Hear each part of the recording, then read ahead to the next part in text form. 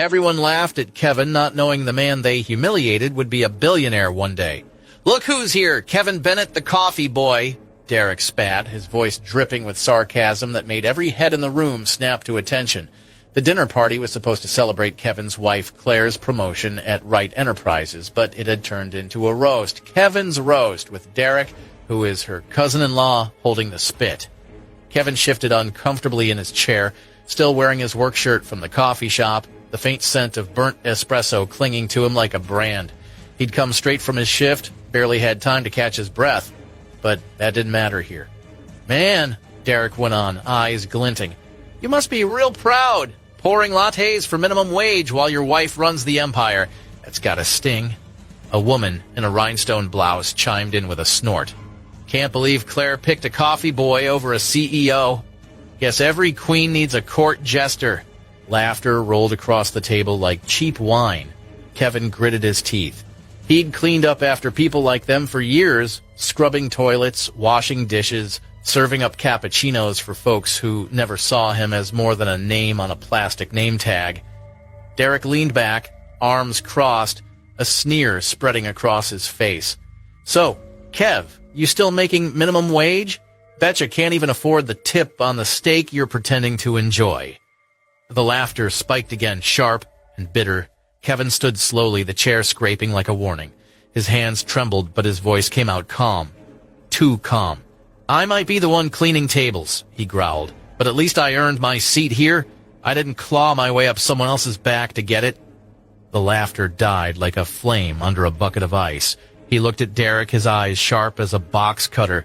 "You think the world owes you respect because you can sign a check?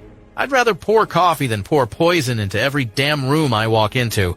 The table was silent, eyes darting between them. Kevin leaned in, voice low. "Laugh all you want, but I'd rather work my hands raw than live a single day as the gutless, gold-plated parasite you've become." He grabbed his coat, turned on his heel, and left the room echoing with his words and the sound of their laughter dying in their throats. Kevin moved out of the party, but walked on the street to ease his mind. After a while, he stood under the streetlight, the buzz of insects thick in the cold night air. He flicked his lighter, shielding the flame from the wind, and lit the cigarette with a long, slow inhale. Smoke filled his lungs while he thought, "I should have seen it coming." Derek, the jabs, the way they looked at me like I was dirt under their shoes. But what pissed me off the most, it wasn't the laughter. It was that Claire didn't say a word. Inside the house behind him, laughter was still going, sharp, fake, and polished. Claire's family dressed like they owned the world, laughing like they'd already bought it. He stared down at his shoes, cheap soles scuffed from double shifts and long walks. They didn't belong here. Neither did he. I should have kept my mouth shut, he thought. But he hadn't. Not when Derek said those things. Not when Claire didn't stop him. Not when everyone laughed like he wasn't even real. Kevin took another drag, bitter smoke curling in his throat, and suddenly he was back there, in that coffee shop in Sacramento where he worked just a few hours ago. Kevin was behind the counter, wiping down the machine. It was slow. Mid-morning, the man sat alone in the back booth. Hadn't ordered a thing all day. Wide-brimmed hat, face half hidden like he was watching or hiding. Kevin had finally walked up. "Sir, do you need anything?" The man didn't look up. He just said, calm as hell, "I'll give you $100 million for that cup of coffee." As he heard this, Kevin nearly dropped the cup from his hand. "Excuse me?" he asked, squinting at the man in the back booth. The guy hadn't ordered anything all day, just sat there, face half hidden under a wide-brimmed hat, like he was waiting for someone, or hiding from someone. "Are you talking to me?" Kevin asked, looking around. The small coffee shop in Sacramento wasn't busy at this time. The man didn't blink. "I said, Kevin, I will give you $100 million for that cup of coffee." Kevin froze. "How do you know my name?" The man stood slowly and said, "Kid, I knew you back when you were still wet in your diapers." Kevin's jaw clenched when the man removed his hat. "Bob Pierce?" He recognized the man. It was Bob Pierce, right hand of the business tycoon Harvey Bennett. Bob calmly said, "Let's talk outside." Kevin slammed the coffee on the counter and stormed through the cafe doors, the sun punching down from above. Kevin looked around the cafe. Every pair of eyes was on them. The heat slapped his skin. His voice was already sharp. "What do you want?" Bob elegantly said, "To bring you back, Mr. Bennett." Kevin stared at him like he'd gone insane. "You want me to return to that family?" Bob's voice was steady. "Yes, if you agree the assets worth $100 million will be placed under your name immediately." Kevin scoffed, laughing bitterly. $100 million! The Bennetts must really be running out of options. Bob didn't respond. Kevin took a step closer. "You think money is why I left?" Bob sighed. "You're still holding on to what happened years ago?" "Still?" Kevin's voice cracked. "I watched my mother die, Bob." He didn't let Bob speak. "I begged that man, your boss, my father, for help. She was dying, and I was on my knees like a dog." Kevin's fists clenched, and he just turned around. Bob looked down, ashamed. "He paid for that, Kevin." "No, she paid for it," Kevin snapped. "With her life." Bob looked up. "So, you'll waste yours in this hole, serving coffee to people who won't remember your name?" "I'd rather be invisible," Kevin muttered, "than be remembered by that name." Bob's voice dropped. "They're offering everything. Power, control, a future." Kevin laughed. "A leash in gold is still a leash." Bob reverted. "Is that what you think this is?" Kevin stepped closer, his voice low. "You know what I think, Bob? I think they're scared that the son they threw out might come back with more than just bitterness." Bob's eyebrows curled as Kevin saw through him. Kevin didn't stop. "They're offering me everything they never let my mother have. You think that's redemption?" Bob exhaled. "Maybe it's a start." Kevin stared him down. Then Bob's tone softened. "You'll return one day, not for the money, not for us." He paused. "But for her." Kevin didn't move, didn't blink. He turned slowly and walked back toward the cafe door. "I'll return one day," he said under his breath. "But not for the money." Bob stood frozen as Kevin walked away, his expression torn. Now, standing alone on that dark street, cigarette burning low between his fingers, Kevin let the memory fade.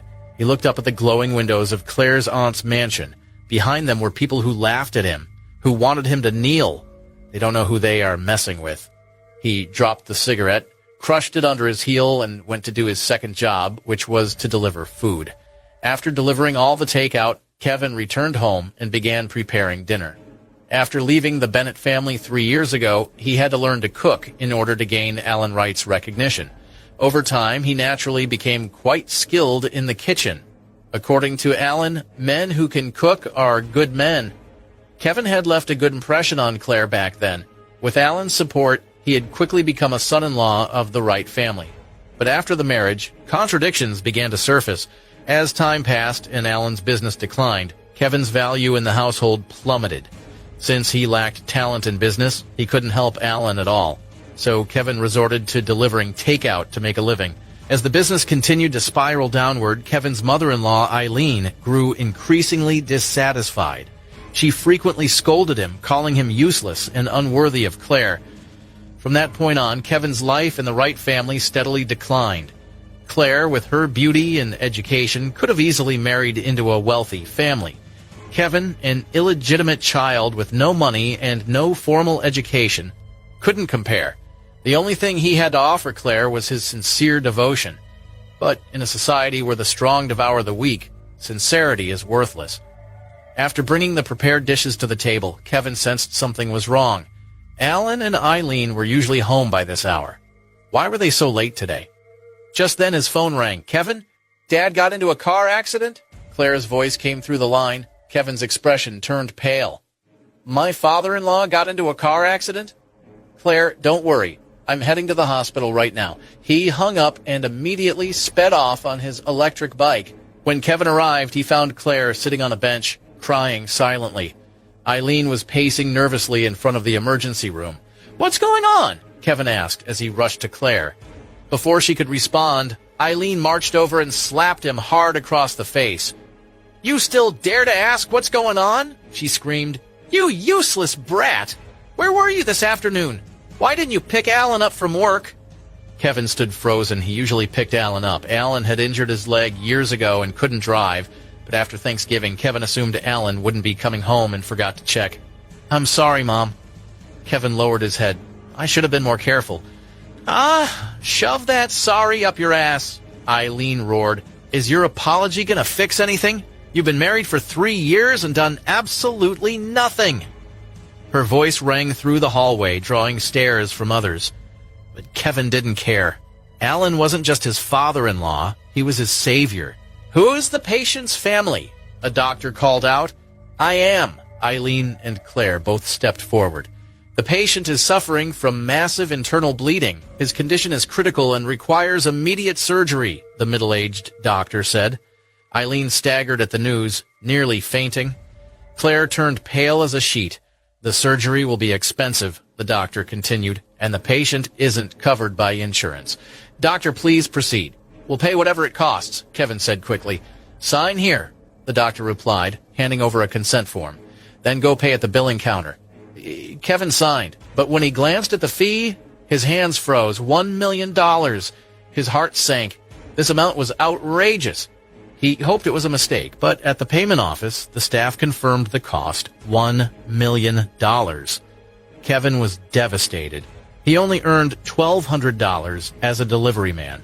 There was no way he could come up with that kind of money, and it was too late to transfer Alan to another hospital. Just then, a familiar voice rang out behind him. Young man?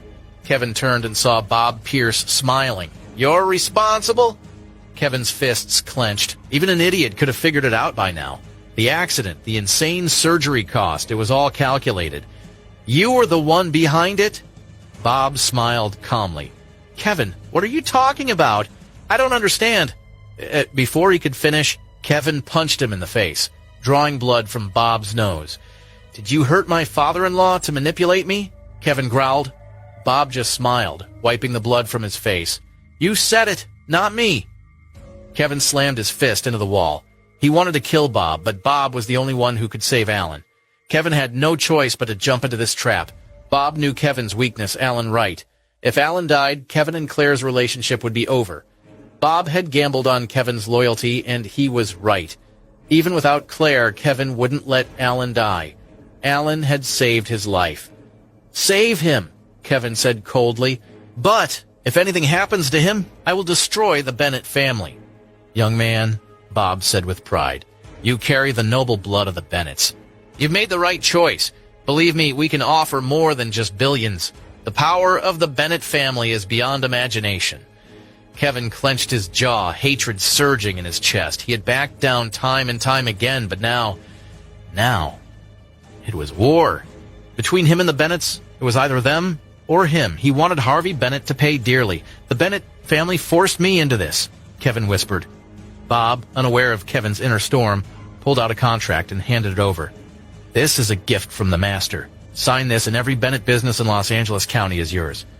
Kevin glanced at the pages: real estate, catering, communications, entertainment, and internet. Hundreds of billions in assets. The Bennett family was richer than nations. The pressure was immense, but he had no choice. The arrow was already drawn. Kevin signed. Congratulations, young master, Bob said, bowing. From now on, you're the richest man in Los Angeles County. Richest man in Los Angeles County? Kevin laughed coldly in his heart. For an ordinary person, becoming the richest man in an instant would cause them to go crazy with joy. However, Kevin did not think so. If he could, he would rather live the life of an ordinary commoner with Claire than become the richest person in the world. But the Bennett family did not plan to give him this chance. From the moment he accepted the family's business in California, he could die at any time. Watching Kevin leave, Bob took out his cell phone and dialed a number. Sir, he agreed, Bob said respectfully. Yes, the voice on the other end of the phone was indifferent, clearly not surprised by the result. Stay in Beverly Hills during this time and help him control the businesses as soon as possible. Yes, sir. In addition, I will send a ghost servant to secretly protect him. Ghost servant? Bob Pierce widened his eyes in shock. He never thought Harvey Bennett would send ghost servants to protect Kevin. What exactly did this illegitimate child have on him? Was it worth Harvey's caution? It had to be said the ghost servant was the most important force in the Bennett family. Harvey Bennett had once spent more than $30 billion overseas to buy an island as the training ground for them. From around the world, they would search for children with strong foundations and nurture them from childhood. Each child underwent hellish, cruel training. Their instructors were either martial arts grandmasters or heads of assassination guilds. Every year, thousands entered the ghost servant training camp, but in the end, only one would make it. One could imagine how terrifying a ghost servant truly was. In front of them, so-called soldiers and assassins were nothing but jokes. Harvey had never sent a ghost servant to protect anyone. Bob knew that even Harvey's legitimate sons didn't qualify. But Kevin did. Bob was alarmed. Kevin must have an unknown secret, one that held more value than the Bennett family's billions. After Bob's arrangements, Alan's operation was completed safely. Seeing that there were no problems with Alan, Kevin went out to buy breakfast. Eileen and Claire had been waiting in the ward all night. They had to be hungry by now. He carried the breakfast to the ward. Just as he reached the door, he heard Eileen's voice. "Claire, just divorce Kevin after your dad recovers. You deserve better." "Mom, I've said it many times. I won't divorce him." Claire's long, shapely eyebrows creased slightly. Her voice sounded exhausted. "You must get a divorce," Eileen said, her tone firm and her attitude unwavering. "Claire, since your childhood, I have never said no to anything you wanted. But this can't be discussed. If you don't divorce Kevin this time, you'll see a completely different side of me." Claire stared blankly at Eileen. She understood. Her mother was serious. Eileen had asked for a divorce before, but she'd always backed down when Claire resisted. This time was different. "Claire, it's not that I want to break you two apart, but you're not a match. Kevin isn't worthy of you. I knew it the day he stepped into our house. If it weren't for your father promising me Kevin had a future, I would have never agreed to this marriage, not even if I were beaten to death. Now, 3 years have passed. Has Kevin ever done anything decent? He's still a takeout delivery man, earning $1,200 a month. Do you want to live with a man like that forever?" Kevin stood silently outside, calm. Eileen wasn't wrong. In the past 3 years, he hadn't accomplished anything decent. He hadn't given Claire happiness. Now it was Claire's decision. Whatever she chose, he would accept. Even if it were a divorce, he would leave, unrestrained. Claire bit her lip. Her reason told her she should have left him long ago. But every time she thought about Kevin's gentle, loving gaze, her heart softened. This man didn't have much potential.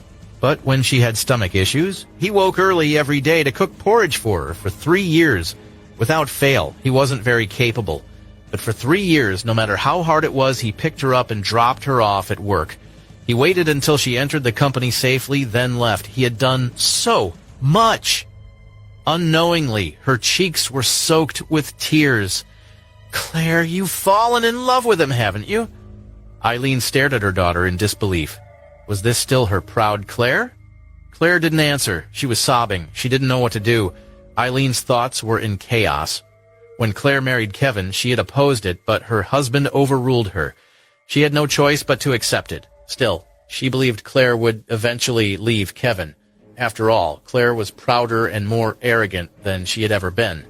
Eileen had assumed Claire would see through Kevin and leave within a couple of years. But now, Claire had fallen in love with him.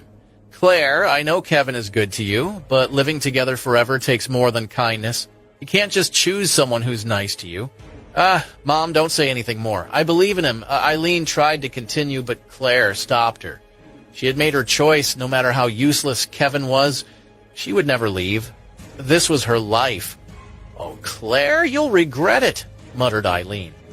Claire resolutely said, "I won't let you regret it. I believe in Kevin." Outside, Kevin clenched his fists. The 3 words he'd waited 3 years for, "I believe Kevin." "Claire, thank you." "Hush!" From that moment on, no matter what the world threw at her, Kevin swore he would never let Claire regret it. He turned and walked away, determined. From now on, he had a new task, to make Claire the happiest woman in the world. He would prove to Eileen that even a so-called failure like him could give his woman happiness. "Young master, do you have time now?" Kevin had barely left the hospital when Bob called. "What is it?" Kevin frowned. He had warned Bob not to disturb him unless it was urgent. "Sir, I noticed you don't have a place to stay in Sacramento. So last night I purchased a villa in Beverly Hills for you from Martin Henderson." If it's convenient, you can come by and take a look. You have every right to it.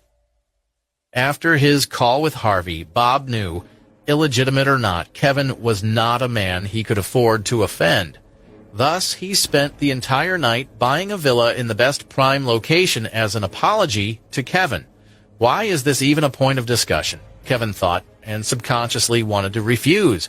Even though he had acquired the wealth, he didn't want to make it too public, as he preferred to keep a low profile. He would rather be the son-in-law of the Wright family than the richest man in Beverly Hills. However, after hearing Beverly Hills, Kevin changed his mind. This was because Claire had once mentioned that she liked the environment of Beverly Hills a lot, as she had seen on television. When she earned more money in the future, she would buy a house in Beverly Hills and own a villa someday, right in the center of the glamorous world. At that time, Kevin naturally couldn't afford to buy a house in Beverly Hills. Not to mention buying, he couldn't even afford to rent one on his salary. Beverly Hills is home to many rich celebrities, especially those from Hollywood. The economy and tourism there are always booming. The locality is filled with filthy, expensive houses. And to own one, probably one of the biggest villas, is a matter of pride. It could be said that without the monetary backing of his family, Kevin wouldn't be able to afford a room in L.A. in his entire lifetime. Being thick with Harvey Bennett, he didn't even need to take the initiative to buy it. Bob had already placed the villa in front of him. Fine, I'll take it as a present for Claire. Kevin sighed in his heart. However, how to make Claire accept this gift was a problem. All right, I will come over. After thinking it through, Kevin agreed. Young master, I'll send a car to pick you up. No need, I'll go over myself. Kevin didn't want any other favors from Bob. Yes, young master. Bob didn't dare say anything else. Kevin decided to ride his electric bike toward Beverly Hills. The security in rich Beverly Hills was very tight. Even the average residential areas had many guards. Residents didn't have to worry about their safety in a place like this. When they reached the villa area, the security became even tighter. At the top of the hills, there were only 9 villas. In every villa lived a well-known figure of Beverly Hills, Mayor Lester Miller, and the wealthiest man in the city, Martin Henderson. This was the gathering place of the most powerful people in the city. One could imagine the price one would have to pay to buy a villa here. It was impossible to do it with money alone. One would also need power. Bob naturally had the strength to do so. As the chief advisor of one of the wealthiest families, Bob Pierce had to prove himself to Harvey and Kevin. The Bennett family was capable of dominating the entire county. Hey, Brad over there, stop right there. Kevin was stopped by a voice just as he reached the entrance of the villa. A group of security guards wearing black uniforms surrounded him. What do you want? A tall and bulky security guard who was in the lead stared at Kevin with unfriendly eyes. Looking for someone? Kevin answered honestly. Looking for someone? The black uniformed officer smiled awkwardly. Do you know where this is? Beverly Hills, Kevin said lightly. Idiot. If you know this place is called the Hills, and you still dare to come find someone. Does anyone here know you? Guard Ronan Jenkins sneered. Kevin's clothes didn't even add up to $100, and he was riding an electric scooter meant for takeout delivery. How could such a person be related to anyone in the villa complex? Kevin frowned. He had been too focused on keeping a low profile. He didn't expect to run into a security guard who looked down on people here. Seeing that Kevin was silent, Ronan became even more arrogant. He felt that he had seen through Kevin's true identity. Kid, tell me, who are you looking for? Mr. Lester Miller or our boss, Mr. Martin Henderson? You look a bit lost. Miller and Martin were the two most famous people in all of Beverly Hills. One was the mayor, the other a real estate tycoon. Many had come up the mountain claiming they knew them, but they had all been exposed and beaten by Ronan. I'm looking for Martin. I bought a mansion from him. I came to visit, Kevin sighed and said. He was willing to give Ronan another chance. If Ronan let him in, he could pretend nothing happened. After all, he'd be living here in the future. As Kevin expected, the response he got was outright mockery. Ronan laughed so hard he bent over, tears streaming down his face. Did you hear that? This idiot said he bought a villa from our boss. I'm gonna die from laughter. Is he stupid? Doesn't he know the villa's here? Even a square meter can't be bought, even if they sold him? If he can buy a villa here, I'll eat his electric scooter. The other guards laughed along. They'd seen many braggarts before, but never someone like Kevin, who would immediately claim he bought a Beverly Hills villa. This wasn't bragging. This was a damn delusion. Kevin shook his head. The reactions of the guards left him at a loss whether to laugh or cry. Why did no one believe him these days? All right, little brat. Since you're trying to make me laugh, I won't deal with you today. Go down the mountain. This is not a place where you can come. Ronan waved him off. Normally, he'd at least beat Kevin up for arrogance, but today Kevin brought him joy. Ronan felt merciful. At the same time, inside a luxurious villa, Bob Pierce paced back and forth in front of a window. Behind him stood a rough-looking man. His dark skin, facial scars, and mafia-style haircut gave off a Godfather vibe. This was Martin Henderson. "Mr. Bennett, when will young Master Bennett come over?" Martin was nervous. After hearing yesterday that the Bennett successor would arrive, he hadn't slept. He didn't know what kind of man this young master was, or whether he'd be easy to work with. Though people called Martin the wealthiest in the city, he knew the truth. He was only a big fish in the small pond of Beverly Hills. The real power lay with the Bennetts. The young master, Bob was getting worried, too. The call had ended over an hour ago. Logically, Kevin should have arrived by now. His phone rang. "Young master, I'm at the door." Kevin hung up right after. Bob's expression changed. "At the door! Why didn't you come in?" From his phone, Bob heard, "Hey, brat, I told you to leave. Are you deaf?" Kevin had refused to listen and made a phone call right in front of Ronan.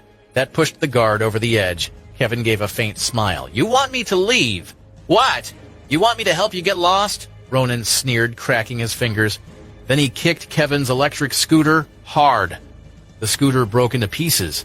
Kevin had been riding that scooter for 3 years, through wind, rain, and everything else. He had a relationship with that scooter.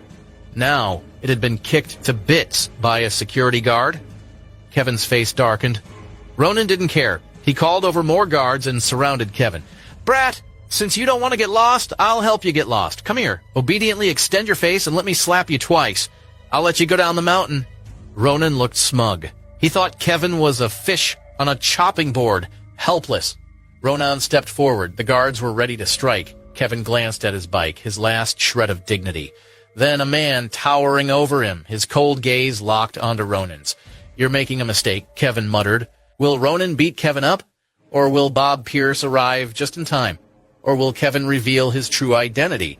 What secret does Kevin hold that made Harvey hand over assets worth billions to him? What exactly is Harvey planning? And what lies ahead for Kevin? Please subscribe to the Pocket FM YouTube channel and press the bell icon for instant notification. Check out our channel for more such exciting shows.